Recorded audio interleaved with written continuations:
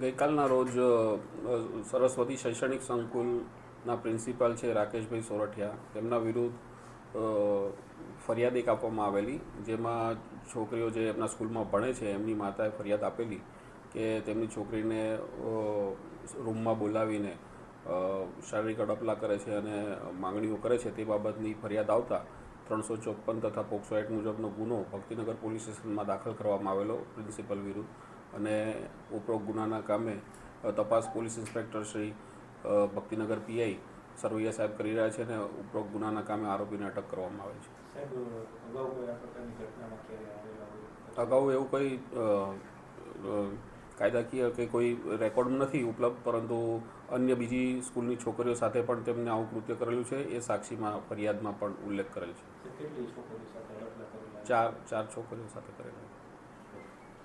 Sir, પ્રજાજનને કઈ સંદેશ, કારણ કે આના વિરુદ્ધમાં સ્થાનિક લોકો એવું કહી રહ્યા છે કે આ પ્રકારની માનસિકતાવાળો વ્યક્તિ છે, તો જો અન્ય કોઈ ભોગ બનનાર કોઈ પણ છોકરી અથવા સ્ત્રીને ફરિયાદ કરવી હોય તો અત્રેનું પોલીસ સ્ટેશનના દ્વાર ખુલ્લા છે, તેઓ ફરિયાદ કરી શકે છે. ભૂતકાળમાં તેમની સાથે કોઈ પણ આવું કૃત્ય થયું હોય તે બાબતે પણ પોલીસ સ્ટેશનમાં ફરિયાદ લેવામાં આવશે. શું કેટલા ટાઈમથી આ શાળા છે તે ચલાવી રહ્યું છે, અને આ જે વિદ્યાર્થીઓ છે તેની સાથે કેટલા સમયથી આ પ્રકારનું કૃત્ય કરતો શું સામે છે? એ અન્ય સહાયક છોકરીઓથી પણ માહિતી મળી છે કે ભૂતકાળમાં પણ થોડા સમયથી આવી પ્રવૃત્તિ કરતા હતા, અને એ બાબતે વિગતવારની તપાસ પીઆઈ સાહેબ કરશે. ઓકે. શું વિનયભાઈ, શું કહેશો જ્યારે સ્કૂલમાં અડપલાના બનાવ બની રહ્યા છે અને અત્યારે તમે? હવે અમારે હરિભાઈ ગવા રોડ છે, અમારા વોર્ડ નંબર 17 અને 18નો પટેલ ચોક કહેવાય, મેન મથક કહેવાય. તો ત્યાં ગઈકાલે એવો બનાવ બન્યો, રાકેશ સોરઠિયા છે આમ આદમી પાર્ટીનો, સરસ્વતી સ્કૂલનો પ્રિન્સિપાલ. હવે એને એવા જ આની પહેલાં દીકરીઓને કંઈક સારા કર્યા હતા, કાલે પાછા 2-3 દીકરીઓને સારા કર્યા.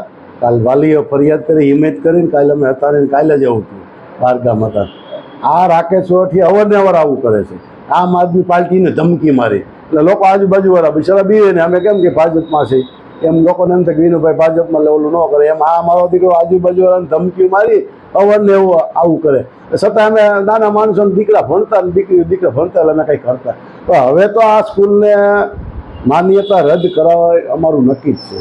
ન રદ કરે તો એનો વારો ચડાવો એ અમારું નક્કી છે, કારણ કે આવું તો અમારા વિસ્તારમાં પોવાય નહીં. આમાં 30 સ્કૂલો છે આવી, એમાં કોઈ દી આવો 30 વર્ષમાં કોઈ દી આવો બનાવ બન્યો નથી. 95ની સાઈડમાં મારે એ દુની આ ઓફિસ છે હરિભાઈ ગવાર રોડ 95થી.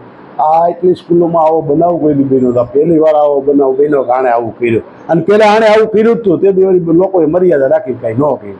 આ પાછું બીજું આ પેટતો જાય છે, કારણ કે આમ આદમી પાર્ટીનું નામ લઈને આ બધા ધંધા કરે, એટલે બીજા લોકો બી કંઈ કરે નહીં. કાલ ખેર તો વાલીએ હિંમત કરી ફરિયાદ કરી, બહુ સારું છે. અમે પોલીસ સ્ટેશને જવાના છે, કલેક્ટરમાં જવાના છે, કમિશનરમાં જવાના કે આની તાત્કાલિક ભાઈ માન્યતા રદ કરો. આવું હાલે નહીં આ વિસ્તારમાં.